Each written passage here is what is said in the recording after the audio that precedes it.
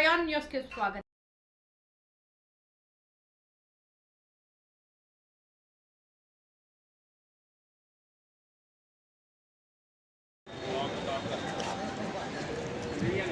ఇది కట్టించింది లాగా అక్కడ టైం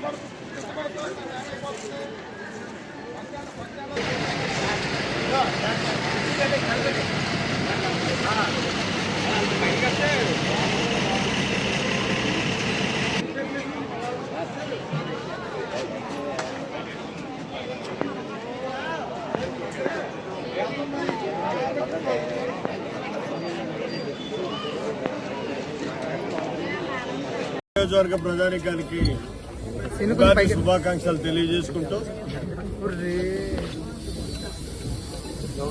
మరి ఈరోజు ఉగాది కానుకగా గతంలో ఏ రకంగా అయితే స్త్రీ శక్తి కార్యక్రమాన్ని ప్రారంభించి ఆంధ్ర రాష్ట్రంలో ఉన్నటువంటి మహిళా సోదరీమణులకి ఉచిత బస్సు సౌకర్యాన్ని కల్పించడం జరిగిందో రాష్ట్రం అంతా, అదే రకంగా మళ్ళీ విధి వంచితులైనటువంటి దివ్యాంగులు ఎవరైతే ఉన్నారో ఆ దివ్యాంగ సోదరులందరికీ కూడా మళ్ళీ ఉచిత బస్సు సౌకర్యాన్ని కల్పించాలి.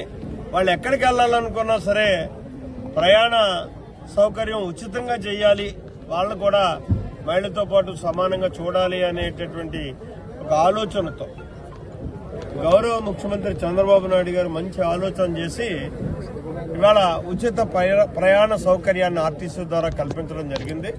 ఇందులో చూసుకున్నట్టయితే 40% దివ్యాంగులు ఎవరైతే ఉంటారో 40% ఉన్నటువంటి దివ్యాంగులు ఎవరైతే ఉంటారో వాళ్ళందరూ కూడా పెన్షన్ పొందడానికి అర్హులే, అలాగే ఈ బస్సు సౌకర్యాన్ని పొందడానికి కూడా అర్హులే.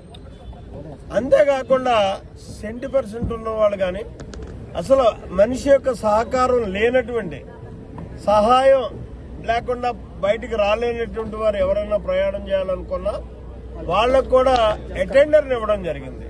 వారి తోటి ప్రయాణికుడికి 50% ఉచిత సబ్సిడీ ఇచ్చి ఈ ఉచిత బస్సులో వాళ్ళతో పాటు కూడా ప్రయాణం చేసి వాళ్ళకి సహకరించడానికి ఒక అటెండెంట్ కూడా ఇచ్చేటటువంటి సౌలభ్యం కూడా కల్పించడం జరిగింది. ఇది అంతా కూడా ఒక మంచి ప్రభుత్వంగా ఇవాళ చంద్రబాబు నాయుడు గారి యొక్క నేతృత్వంలో, పవన్ కళ్యాణ్ గారి యొక్క ఆశీస్సులతోటి ఈ కార్యక్రమం కూటమి ప్రభుత్వం ప్రారంభించడం జరుగుతుంది. అది నా చేతుల మీదుగా ప్రారంభించడం అన్నది అదృష్టంగా భావిస్తూ మొట్టమొదట ప్రారంభిస్తున్నటువంటి ఈ కార్యక్రమాన్ని జగ్గంపేట బస్ డిపో నుంచి ప్రారంభమై ఈ దివ్యాంగ సోదరులందరినీ కూడా ఏదైతే ఇరుపాకలో యాలా నది ఒడ్డున శివకేశవుల క్షేత్రం ఉందో ఆ క్షేత్రానికి తీసుకెళ్లి ఆ క్షేత్రాన్ని దర్శింపజేసి తొలిసారిగా అక్కడ భోజన సౌకర్యం ఏర్పాటు చేసి వాళ్ళకి అక్కడి నుంచి మళ్లీ తిరిగి తీసుకొచ్చి ఈ బస్ డిపోలో దింపడం జరుగుతుంది.